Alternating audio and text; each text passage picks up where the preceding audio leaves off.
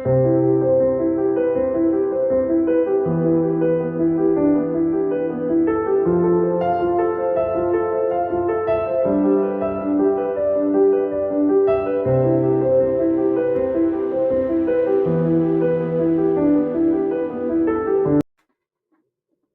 प्यार का पागलपन एपिसोड 1। कहकहों का तूफान उठा।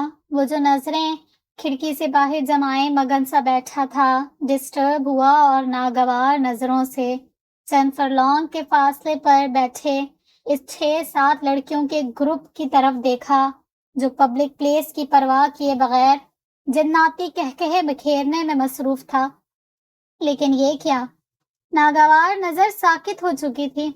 वो कोई टीनेजर या नजरबाज ना था, बल्कि 30 से 32 की दरमियानी उम्र का एक भरपूर मर्द था। वो टिकटिकी बांधे उसी तरफ देखने में गुम था कि वेटर की आवाज आई, excuse me sir, your order. Kanan नाशौरी तौर पर चौंक कर सीधा हुआ।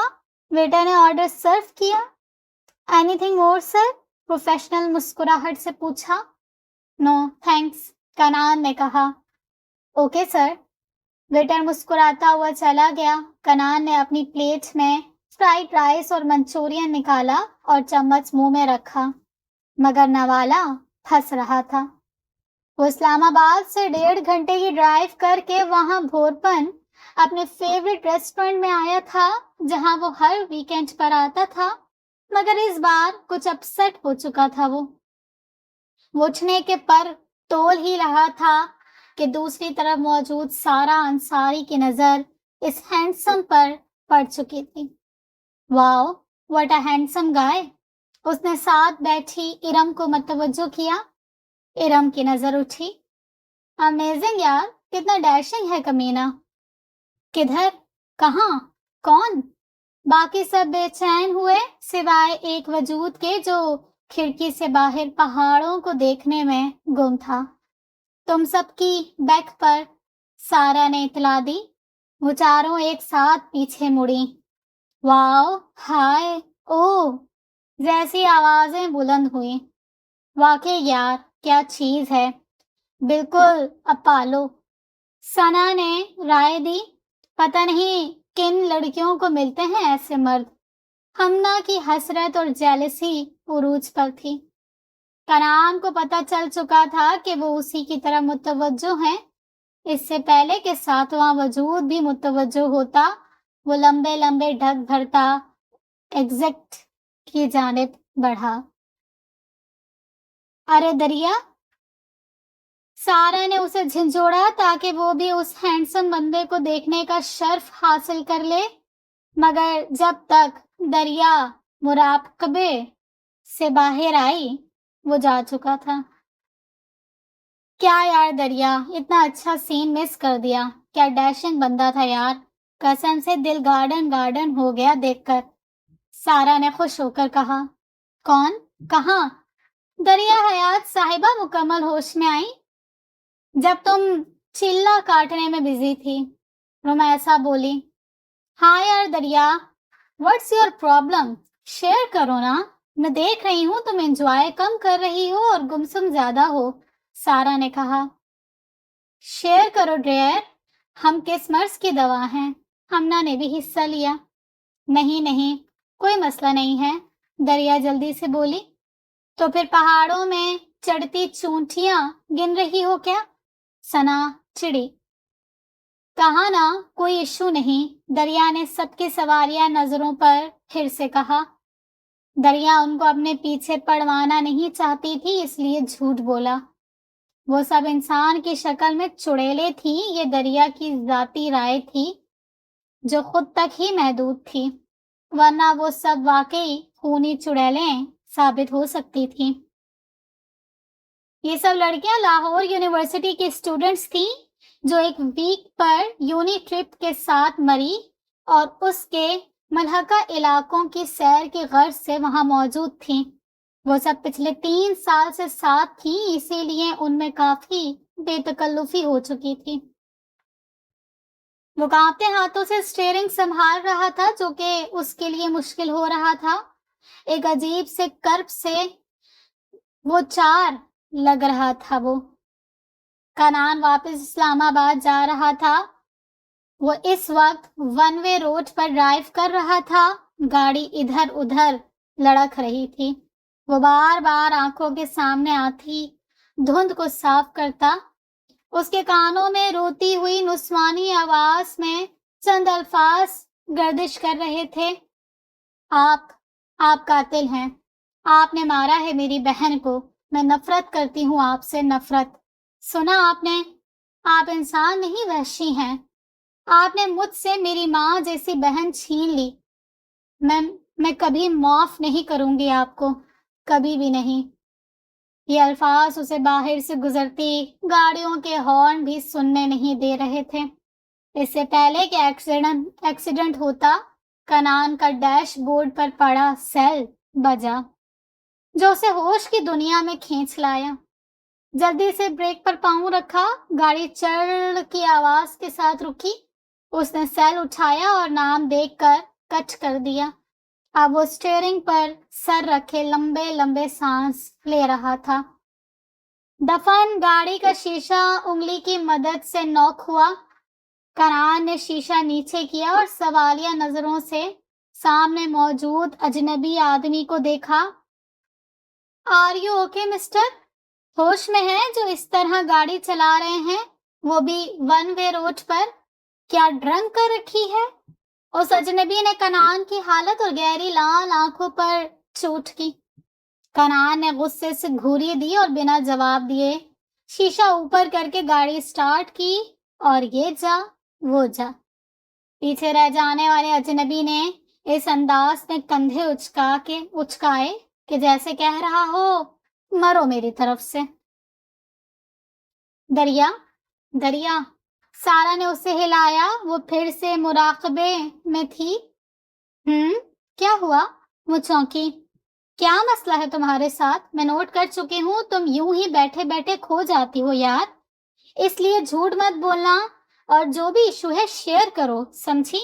سارا نے دھمکی آمیز انداز میں پوچھا۔ کوئی ایشو نہیں ہے، ہوتا تو ضرور شیئر کرتی، تمہارا وہم ہے بس۔ میں ٹھیک ہوں، تم کہتی ہو تو مان لیتی ہوں، مگر کچھ تو ہے۔ وہ مشکوک ہوئی۔ مجھے بابا کی یاد آ رہی تھی بس، اور کچھ نہیں۔ وہ افسردہ ہوئی۔ سارا اس کے پاس آ کر بیٹھی۔ تم افسردہ مت ہو دریا، ہم سب کو ایک نہ ایک دن جانا ہے، ہم ہیں نا تمہارے ساتھ۔ سارا نے دریا کا ہاتھ پکڑ کر اپنے ساتھ کا یقین دلایا۔ میں جانتی ہوں، بس پہلے ماریا چلی گئی اور پھر بابا بھی۔ میں بالکل تنہا ہو چکی ہوں سارا، پتہ نہیں میں کیوں زندہ ہوں اکیلی۔ دریا رونے لگی۔ کم آن دریا، دیکھو اس طرح کرو گی تو میں بھی رو دوں گی۔ پلیز دریا، چپ ہو جاؤ۔ سارا نے اس کے آنسو پوچھے۔ تمہاری اسٹیپ مدر تمہارے ساتھ ہی رہتی ہے نا دریا؟ چند منٹ بعد سارا نے پوچھا۔ ہاں، مگر میری ان سے کوئی انڈرسٹینڈنگ نہیں ہے، نہ بابا کے ہوتے تھی اور نہ ہی اب ہے۔ ویسے بھی وہ ایک بزنس وومن ہے، باہر زیادہ اور گھر پر کم ہوتی ہیں، ان کا ہونا نہ ہونا برابر ہے۔ دریا نے تفصیلی جواب دیا۔ اچھا تم موڈ ٹھیک کرو اور چلو کافی پینے چلتے ہیں۔ سارا نے اس کے موڈ کو ٹھیک کرنے کے لیے اپنے ساتھ باہر گھسیٹا۔ ڈیش بورڈ پر پڑا موبائل ایک بار پھر سے بجا۔ What the hell with this یار! وہ غصے سے چلایا اور نمبر دیکھ کر اوکے کیا۔ کیا تکلیف ہے تجھے؟ جب میں کال پک نہیں کر رہا تو اس کا مطلب بزی ہوں، پھر کیوں مرچیں لڑ رہی ہیں تجھے؟ کنان نے اپنا غصہ اس بیچارے پر اونڈیلا۔ اوہ یار بات سن۔ مجھے کوئی بات نہیں سنی، ڈرائیو کر رہا ہوں، گھر جا کر کال بیک کرتا ہوں، بائے۔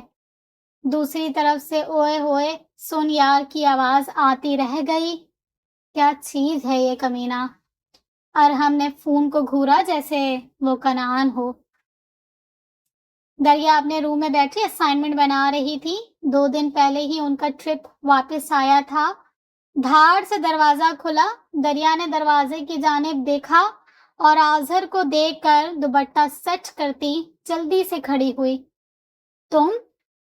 کیوں؟ کسی اور کا انتظار تھا کیا؟ بے باکی سے مسکرا کر کہا گیا۔ شٹ اپ، وہ چلائی۔ یو شٹ اپ، وہ اس سے بھی اونچی آواز میں بولا۔ کیوں آئے ہو میرے روم میں؟ نکلو یہاں سے۔ دریا غصے سے بولی۔ او کم آن ڈیئر بلبل، تمہیں بھی غصہ آتا ہے؟ ہاؤ امیزنگ نا۔ آذر ٹانگ پہ ٹانگ چڑھا کر پھیلتے ہوئے صوفے پر بیٹھا۔ میں نے کہا نکلو یہاں سے، سنائی نہیں دیا تمہیں؟ دریا کا بس نہیں چل رہا تھا کہ اسے اٹھا کر باہر پھینک دے۔ بس بس میری جان، حوصلہ، اس نے مذاق اڑایا۔ میں بھی آوازیں دے کر سب ملازموں کو بلواؤں گی۔ اچھا، وہ استہزائیہ ہنسا۔ جانے من، یہ جو ملازم طبقہ ہوتا ہے نا، یہ پیسوں کا پجاری ہے، اس لیے یہ بھی کر کے دیکھ لو۔ وہ بے باک نظروں سے دیکھتا ہوا بولا۔ تم جاؤ یہاں سے عاذر، تم جس مقصد سے آتے ہو میں مر کر بھی تمہارا مقصد پورا نہیں ہونے دوں گی، سنا تم نے؟ دریا نے انگلی اٹھا کر وارننگ دی۔ واہ بھائی واہ، مان گئے، میری بلبل تو چہکنے بھی لگی ہے۔ آنکھ ماری گئی۔ دریا نے نظریں ہٹائیں اس بھیڑیے سے۔ ڈر لگ رہا ہے سویٹی؟ پوچھ کر اس کی جانب بڑھا۔ عاذر کو اسے ڈرانے میں مزہ آ رہا تھا۔ دیکھو آگے مت آؤ، ورنہ میں یہ گلدان تمہارے سر پر توڑوں گی۔ دریا نے پاس پڑے گلدان پر گرفت کی۔ ڈرو مت جان، میں تمہیں خود سے ڈرتے نہیں دیکھ سکتا۔ عاذر نے ڈرنے والی ایکٹنگ کی اور منہ پھاڑ کر ہنسنے لگا۔ تم کس قدر گھٹیا ہو، تمہاری ماں۔ بس آگے ایک لفظ نہیں، میں تمہیں ڈھیل دے رہا ہوں، تم سر پر آ رہی ہو۔ 2 دن، بس 2 دن، تیسری رات اگر تم نے کمرے کا لاک لگایا تو پھر۔ وہ مکرو مسکراہٹ ہنسا اور آنکھ مارتا دھمکی دیتا کمرے سے نکل گیا۔ پیچھے دریا اپنی بے بسی پر روتے ہوئے سوچنے لگی کہ کیسے اس شیطان سے چھٹکارا حاصل کرے۔ وہ 2 دن سے مسلسل اسے سوچے جا رہا تھا، جتنا خود سے عہد باندھتا کہ اب نہیں، اتنا ہی زیادہ وہ سوچوں میں دھر آئی۔ اب بھی فائل سائٹ پر رکھے آفس میں بیٹھا اس دشمن جاں کو ہی یاد کر رہا تھا، جو اس بات سے بے خبر تھی کہ کوئی اسے اس حد تک چاہتا ہے کہ پچھلے 4 سال سے گھر والوں سے دور خفا بیٹھا ہے۔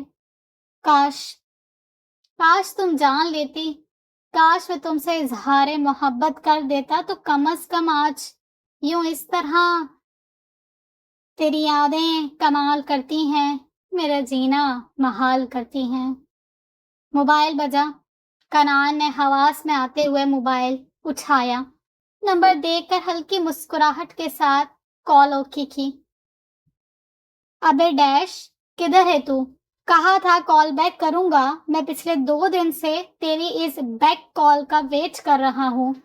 ارحم نے ایک ہی سانس میں بات مکمل کی۔ بول، کیا مسئلہ ہے؟ روب سے جواب آیا۔ ارحم نے سیل کان سے ہٹا کر دیکھا اور حیران ہوتے ہوئے پھر کان کو لگایا۔ اس دیر کنان لاشاری؟ وہ بولا۔ کنان کا کہکہا بے ساختہ تھا۔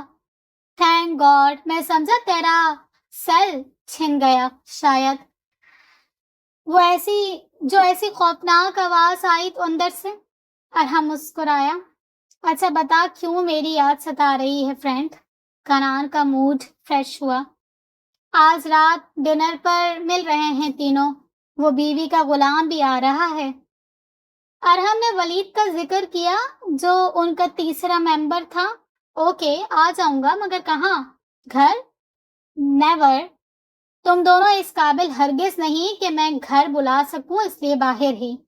اس نے کنان کو لتاڑا اور جگہ بتا کر فون بند کر دیا۔ کنان مسکراتا ہوا واپس فائل میں مصروف ہو گیا۔ کنان لاشاری فیملی کا تیسرا سپوت تھا۔ کمال لاشاری کے 3 بیٹے اور 1 بیٹی تھی۔ وہ ایبٹ آباد کے رہائشی تھے، بڑی جائیداد کے اکلوتے وارث، بڑے سے لیڈر بزنس مین، بزنس کے مالک۔ مگر اب 2 بڑے بیٹے کاشان اور حسان بھی ان کے ساتھ اس کاروبار کو چلانے میں شامل تھے، جبکہ تیسرا بیٹا کنعان لاشاری گھریلو تنازع کی وجہ سے پچھلے 4 سال سے گھر واپس نہیں گیا تھا۔ اس نے اپنی مدد آپ کے تحت اسلام آباد میں شو روم کھولا تھا، جس کا وہ اکیلا مالک تھا۔ گھر والوں سے دور خوش تو نہ تھا، پر ضد تھی کہ جب تک بی جان ماں نہیں بلائیں گی جب تک وہ اعتراف نہیں کریں گی کہ اس کے ساتھ غلط کر چکی ہیں، وہ واپس نہیں جائے گا۔ دونوں بھائیوں سے ٹیلی فونک رابطہ تھا، جس کے ذریعے وہ گھر کے حالات سے باخبر تھا۔ دوسری طرف بی جان بھی ایک ضدی خاتون تھی۔ وہ پٹھان فیملی سے بلانگ کرتی تھی، اس لیے روب اور دبدبہ بھی پٹھانوں جیسا ہی تھا۔ دل میں جانتی تھی کہ بیٹے کے ساتھ غلط کر چکی ہیں، مگر ہار ماننا ان کی شان کے خلاف تھا۔ سب ان کے روب سے دبتے تھے، اسی لیے خاموش تھے اس معاملے میں۔ دریا نے بہت سوچ بچار کے بعد نگین اسٹیپ مدر سے بات کرنے کا سوچا تھا۔ آخر انہی کا آوارہ بیٹا تھا آذر نگین کی پہلی شادی کی اولاد تھا۔ اس کا پہلا شوہر مر چکا تھا اور 15 سال پہلے انہوں نے محسن حیات سے دوسری شادی کی تھی۔ اس وقت آذر 14 سال کا، جبکہ دریا 10 اور ماریا 13 سال کی تھی۔ محسن حیات کی پہلی بیوی بلڈ کینسر سے انتقال کر چکی تھی۔ ان کے لیے بیٹیوں اور بزنس کو سنبھالنا مشکل تھا، اس لیے انہوں نے اپنی سیکرٹری نگین سے شادی کر لی، مگر نگین اچھی بزنس پارٹنر تو ثابت ہوئی، مگر ان کی بیٹیوں کی ماں نہ بن سکی۔ اب وہ حیات انڈسٹریز کو تنہا چلا رہی تھی اور کامیاب بھی تھی۔ دریا کو آج بہت مشکل سے وہ میسر آئی تھی، اسی لیے آج وہ ہر حال میں بات کرنا چاہتی تھی۔ اسی مقصد کو پورا کرنے وہ ان کے روم کے باہر تھی۔ دریا نے نوک کیا۔ یس، مصروف سی آواز آئی۔ دریا اندر داخل ہوئی۔ وہ قیمتی ساڑی پہنے کہیں جانے کو تیار ہو رہی تھی۔ دریا کو دیکھ کر حیران ہوئی۔ دریا کبھی ان کے روم میں جو نہیں آئی تھی۔ مجھے آپ سے بات کرنی ہے۔ دریا نے دو ٹوک بات کرنے کا سوچا۔ ہاں کرو، وہ نیکلس پہنتے بولی۔ وہ آذر۔ دروازہ کھلا اور شیطان اندر آیا۔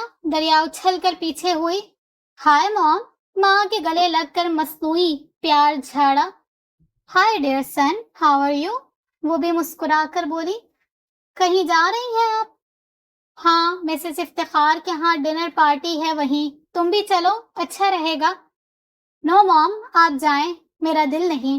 اس نے دریا کو گہری نظروں سے دیکھ کر کہا۔ دریا جلدی سے باہر کی جانب بڑھی۔ اس بیچاری کی بات بیچ میں ہی رہ گئی تھی۔ او دریا، تم کوئی بات کرنے آئی تھی نا؟ نگین نے اسے جاتے دیکھ کر کہا۔ نہیں، آپ جائیں، میں پھر کر لوں گی۔ دریا اگر جانتی کہ یہ پھر اب آئے گا ہی نہیں تو ہرگز آج ایسے ہی نہ آتی ان کے روم سے۔ وہ تینوں اس وقت ڈنر کے لیے اکٹھے تھے۔ اوے ولی کے بچے، تجھے بھابھی نے کیسے آنے دیا؟ ارحم نے چھیڑا۔ کیا تو ولی کے بچے کہتا رہتا ہے؟ ابے بھائی، میرا کوئی بچہ نہیں، ولی چھڑا، کیونکہ ارحم ہمیشہ ساس ولی کے بچے کہہ کر مخاطب کرتا تھا۔ کم آن یار، بیوی آ گئی ہے، بچے بھی انشاءاللہ جلدی آ جائیں گے۔ ارحم نے آنکھ دبائی۔ ولید جھینپ کر مسکرا دیا۔ او کنان، دیکھ یار، یہ ولی کا بچہ لڑکیوں کی طرح شرما رہا ہے۔ ہاں ہاں ہاں، ارحم کا کہا بلند ہوا۔ کنان مسکرایا، جبکہ ولید نے ارحم کو کس کے مکہ جڑا۔ ابے جان لے گا کیا؟ ارحم نے غصے سے گھور کر بازو سہلاتے کھسکا پچاچا ڈائلوگ گھسا پٹا ڈائلوگ مارا۔ اتنی جلدی مرنے والا تو نہیں خبیث، ولید نے افسوس سے کہا۔ مرے میرے دشمن، ارحم دہل کر بولا۔ کنان، کیا ہوا؟ بڑا چپ ہے یار۔ ولید نے اس کی خاموشی نوٹ کی۔ مجنوں بننے کا دورہ پڑا ہے پھر سے، ارحم نے نمک پاشی کی۔ کنعان نے ارحم کو گھورا۔ تم لوگوں کو سن رہا ہوں اور کیا کروں؟ کنعان نے کیا کروں پر زور دیا۔ بلو ڈھمکا لگا، بلو ذرا نچ کے دکھا بلو۔ ارحم ٹیبل بجا کر کنعان کو کیا کروں کا جواب دے رہا تھا۔ یہ خبیث ہے پورا۔ ولید نے دانت کچکچائے۔ ایگزیکٹلی، میں بھی غلطی سے اس کے انویٹیشن پر آ گیا۔ کنعان نے تائید کی۔ حد ادب، گستاخ، کمینوں، آج جو ٹھوسنے آئے ہو اس کا بل میں ہی بھرنے والا ہوں، اس لیے غداری کرنے والوں کو۔ ولید نے اس کے منہ پر ہاتھ رکھا۔ انف ارحم، لوگ دیکھ رہے ہیں، ولید نے غصے سے گھور کر کہا۔ قریبی ٹیبلز پر موجود لوگ واقعی ارحم کی حرکتوں کو انجوائے کر رہے تھے۔ ارحم نے ارد گرد نظر دوڑائی اور شرافت سے اوکے کہا۔ ہاتھ ہٹا یار، وہ بند منہ سے بمشکل بولا۔ ولید نے ہاتھ ہٹائے۔ ارحم تمیز کے جامے میں آ چکا تھا۔ ادھر ادھر کی باتوں کے درمیان ڈنر کیا گیا۔ دریا نے ہمیشہ کی طرح سونے سے پہلے لاک چیک کیا اور بڑے اطمینان کر کے بیڈ پر آئی۔ دوپٹہ اتار کر سرہانے رکھا، کمبل اوڑھ کر مختلف آیات پڑھ کر خود پر پھونکی اور لیمپ آف کر کے آنکھیں بند کر دی۔ کب نیند کی وادیوں میں اتری پتہ ہی نہ چلا۔ میں 2 دن کے لیے لاہور جا رہا ہوں، اس لیے چیک رکھنا، اگر کوئی ایشو ہو تو انفارم کر دینا، اوکے؟ کنعان نے اپنے مینیجر فراز سے کہا۔ جی سر، وہ مؤدب ہوا۔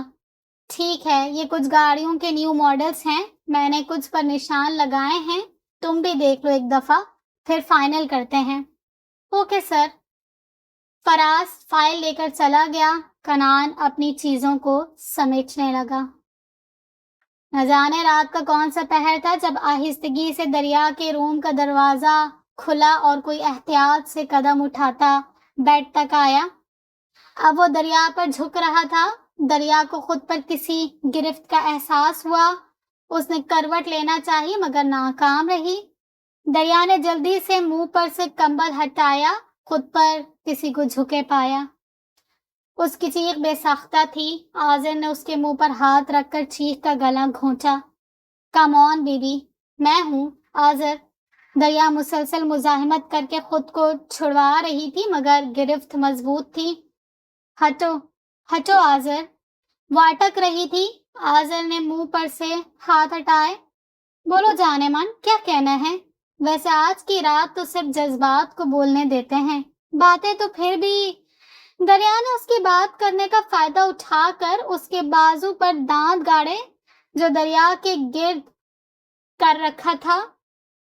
آذر اس وار کے لیے تیار نہ تھا، اس لیے پیچھے کو ہوا۔ دریا نے فل زور لگا کر دھکا دیا اور ساتھ ہی لیمپ مارا جو آذر کے ناک اور آنکھوں پر لگا۔ وہ منہ پر ہاتھ رکھے اور پیچھے ہٹا۔ دریا جلدی سے بیڈ سے اتری۔ اس سے پہلے کہ آذر سنبھلتا، دریا نے گلدان اس پر پھینکا جو بالکل ٹھیک نشانے پر لگا۔ وہ بھاگتی ہوئی روم سے نکلی۔ اس کا رخ نگین کے کمرے کی طرف تھا۔ آذر ایک ہاتھ ناک اور دوسرا سر کے پیچھے رکھے کھڑا تھا جہاں سے خون نکل پڑا تھا۔ بہت زور سے بجا تھا گلدان۔ وہ خود کو سنبھالتا لڑکھڑاتا دریا کے پیچھے آیا۔ دریا نے دروازہ کھولا اور اندر بڑھی مگر کمرہ خالی تھا۔ شاید نگین ابھی تک پارٹی سے واپس نہیں آئی تھی۔ وہ الٹے قدموں واپس آئی کہ آذر کو سیڑھیاں اترتے دیکھا۔ وہ جلدی سے باہر لان کی جانب بھاگی۔ وہ چلا نہیں رہی تھی کیونکہ جانتی تھی آذر ملازموں کو خرید چکا ہے، اس لیے چلا کر وہ اپنے لیے نئی مصیبت کھڑی کرنا نہیں چاہتی تھی۔ گیٹ پر بڑا سا تالا پڑا تھا۔ کیا کروں؟ دریا، بلبل، رکو، میں آ رہا۔ آذر لڑکھڑاتا ہوا اس کی طرف بڑھ رہا تھا۔ دریا، ہری اپ، جلدی کرو دریا، وہ خود کو ہمت دے رہی تھی۔ ہاں، یس، یہی، وہ کہتے ہوئے گھر کی پچھلی جانب بھاگی جہاں سے دیوار پھلانگنے کا سوچا تھا اس نے۔ تھوڑی بہت کوشش کے بعد بالآخر وہ دیوار پھلانگنے میں کامیاب ہو چکی تھی۔ دریا سمت کا تعین کیے بغیر بھاگ رہی تھی۔ اس کے پاس نہ تو دوپٹہ تھا اور نہ ہی پیروں میں چپل۔ وہ اندھا دھند بھاگ رہی تھی کہ اچانک ایک موڑ پر پتھر سے لڑکھڑائی اور سامنے سے آتی گاڑی کی ہیڈ لائٹس نے اس کی آنکھوں کو چندھیا دیا۔ وہ دھڑام سے نیچے گری۔ پاس پڑا دوسرا پتھر اس کے سر کی بیک پر لگا۔ گاڑی میں موجود شخص جلدی سے باہر آیا۔ وہ دریا پر جھکا اور ساکت رہ گیا۔ دریا نے ہوش کھونے سے پہلے ایک شخص کو خود پر جھکتے دیکھا اور جو آخری خیال اس کے دماغ میں آیا وہ یہی تھا، ایک دشمن سے بچ کر دوسرے دشمن کے پاس۔ وہ بے ہوش ہو چکی تھی۔ دریا حیات اور میرب لاشاری کی پہلی ملاقات لاہور میڈیکل کالج کے کوریڈور میں ہوئی تھی۔ دونوں نیو کمر تھیں، اس لیے تھوڑا نروس تھی۔ میرب لیٹ پہنچی تھی، اس لیے جلدی کے چکر میں سامنے سے آتی دریا کو دیکھ نہ پائی اور زوردار تصادم ہوا، جس کے نتیجے میں میرب کی فائل اور دریا کی بک نیچے گری۔ دونوں بے وقت جھکی، نظریں ملی اور دونوں ہی بے ساختہ مسکرا دی۔ ہائے، آئی ایم میرب، میرب لاشاری۔ میرب نے ہاتھ بڑھایا۔ دریا نے مسکراتے ہوئے ہاتھ ملایا۔ میں دریا حیات، دریا نے اسی کے انداز سے کہا۔ دونوں کہا لگا کر ہنس پڑی۔ ایکچولی میں لیٹ ہو گئی، رات دیر سے ایبٹ آباد سے لاہور پہنچے کہ صبح آنکھ لیٹ کھلی۔ اصل میں ایبٹ آباد سے ہوں، یہاں ہاسٹل میں رہوں گی۔ بی جان تو بالکل نہیں مان رہی تھی، بہت ضد کر کے آئی ہوں۔ 3 بھائیوں کی لاڈلی اور اکلوتی بہن ہوں، اس لیے سب نے ساتھ دیا میرا، اور میں آج یہاں ہوں۔ اف، کتنا بولتی ہے یہ، دریا نے سوچا۔ اچھا اب تم بتاؤ اپنے بارے میں۔ کیا؟ دریا ہونک بنی۔ یہی جو میں نے بتایا ہے، میرب نے تسلی سے کہا۔ میں لاہور سے ہی ہوں اور میری سسٹر کو بہت شوق ہے مجھے ڈاکٹر بنانے کا، اس لیے میں آج یہاں ہوں، دریا نے مختصر سے بتایا۔ او اچھا، میرب مسکرائی۔ تو پھر فرینڈس؟ میرب کو اب یاد آیا تھا دوستی کا۔ دریا نے اس کی طرف دیکھا مگر ہاتھ نہیں بڑھایا۔ کیا ہوا؟ میرب حیران ہوئی۔ نہیں، ایکچولی میں فرینڈ شپ نہیں کرتی، میری بہن ہی میری فرینڈ ہے، مجھے باہر دوست بنانے کی ضرورت ہی پیش نہیں آئی، وہ معصومیت سے بولی۔ میرب اس کی معصومیت پر مسکرائی۔ اچھا ٹھیک ہے، تم نہ کرو فرینڈ شپ، میں کر لیتی ہوں۔ میرب نے زبردستی اس کا ہاتھ تھاما۔ فرینڈس، وہ مسکرائی۔ دریا بھی مسکرا دی۔ Okay friends. آج دریا کالج نہیں آئی تھی، ماریا کی طبیعت ٹھیک نہیں تھی، اس لیے میرب نے بہت مشکل سے کالج میں دن گزارا تھا۔ واپس آ کر دریا کو فون کھڑکا دیا۔ کیوں نہیں آئی تم؟ اور ایک کال کرنا بھی ضروری نہیں سمجھا؟ میرب خفا ہوئی۔ سوری یار، بس وہ ماریا کی طبیعت ٹھیک نہیں تھی اس لیے۔ کیا ہوا ماریا کو؟ میرب جانتی تھی وہ ماریا کے معاملے میں کافی پوزیسو ہے، بس ذرا فیور ہو گیا تھا، اب ٹھیک ہے، میں انشاءاللہ کل آؤں گی۔ اوکے چلو پھر کل ملاقات ہوتی ہے۔ Okay bye. میرب خود پر حیران تھی کہ دریا سے ایک دن نہ ملنے پر وہ کتنی بے چینی فیل کر رہی ہے۔ اگر کبھی زیادہ دن کے لیے وہ آف کر لے تو میرا کیا ہوگا؟ اف، یہ دریا ہے، کوئی لڑکا نہیں، وہ سوچ پر ہی مسکرا دی۔ دریا اور میرب کی دوستی وقت کے ساتھ ساتھ گہری ہوتی گئی۔ ان کا 1 سال مکمل ہو چکا تھا، آج ان کا لاسٹ پیپر تھا۔ میرب کو گھر سے لینے آنا تھا، اس لیے وہ دریا کو بھی روکے بیٹھی تھی۔ I will miss you دریا، میرب افسردہ ہوئی۔ Me too، دریا مسکرائی۔ ہم کون سا زیادہ دن کے لیے بچھڑ رہے ہیں جو یوں منہ بنا کے بیٹھی ہو؟ دریا نے میرب کو افسردہ دیکھ کر کہا۔ ہاں بٹ تم سے زیادہ دن دور نہیں رہ سکتی، اس لیے سوچ رہی ہوں کوئی پکا انتظام کر لوں، میرب نے سنجیدہ ہو کر مذاق کیا۔ مطلب؟ دریا حیران ہوئی۔ مطلب یہ کہ میرب کے سیل کی ٹیون بجی، آ گئے ہیں لینے، چلو۔ میرب نے بیگ اٹھایا۔ اوکے یار، پہنچ کے بتا دینا۔ دریا نے فائل اور بیگ اٹھایا اور میرب سے گلے ملنے بڑھی۔ تم کہاں جا رہی ہو؟ میں نہیں، تم جا رہی ہو اور تم ہی سے کہا ہے بتانے کو۔ ارے یار، باہر تک تو ساتھ چلو، کاشان بھائی سے مل لو، میرب نے کہا۔ کاشان بھائی لینے آئے ہیں؟ ہاں چلو اب۔ میرب اسے ساتھ لے کر پارکنگ کی طرف بڑھی۔ وہاں کاشان کی جگہ کنعان کو دیکھ کر Meerab چیخی، what a pleasant surprise بھائی۔ میرب بھاگ کر کنعان کی پھیلی باہوں میں سمائی۔ کنعان نے بہن کے سر پر بوسہ دیا۔ دریا نے بہن بھائی کی محبت کا پرجوش مظاہرہ دیکھا تو ایک کمی کا احساس ہوا۔ کیسی ہے میری گڑیا؟ کنعان نے مسکرا کر پوچھا۔ میں ٹھیک، آپ کب آئے لندن سے بھائی اور بتایا بھی نہیں؟ میرب خوش بھی تھی اور حیران بھی۔ دریا کچھ فاصلے پر کھڑی کنعان کا جائزہ لے رہی تھی۔ اچھی ہائٹ، صاف رنگت، ہلکی شیپ، شلوار قمیض پہنے وہ مسکراتا ہوا بہت ڈیشنگ لگ رہا تھا۔ دریا نے دل ہی دل میں سراہا۔ سب سے اٹریکٹیو اسے کنعان کی آنکھیں لگی تھی، چمکتی ہوئی ہلکی براؤن آنکھیں۔ وہ جائزہ لینے میں گم تھی کہ میرب کی آواز آئی، بھائی یہ دریا ہے، آپ جانتے ہیں نا؟ میرب کھلکھلائی، ہاں بالکل۔ السلام علیکم مس دریا حیات صاحبہ، کنعان نے مسکرا کر کہا۔ یہ تو میرا پورا نام بھی جانتا ہے۔ دریا جواب دینے کے بجائے منہ کھولے سوچنے میں مگن تھی۔ اوہو، دریا کہاں گئی یار؟ میں نے تمہارا تعارف کرا رکھا ہے سب سے۔ میرے گھر کا ہر فرد تمہیں بغیر دیکھے اچھے سے جانتا ہے، کیوں بھائی؟ وہ شوق ہوئی۔ بالکل۔ کنعان نے بہن کی تائید کی اور دریا کو منہ کھولے دیکھ کر مسکرایا۔ دریا خاموش ہی رہی۔ بھائی کہیں اچھا سا لنچ کروا دیں ہمیں، پھر چلتے ہیں آگے، میرب نے فرمائش کی۔ وہ ایسی فرمائشیں کنعان سے ہی منواتی تھی۔ اوکے ڈیئر، وہ مسکرایا۔ وی شوڈ گو ناؤ، کنعان نے کہا اور چل پڑا۔ چلو دریا۔ میں؟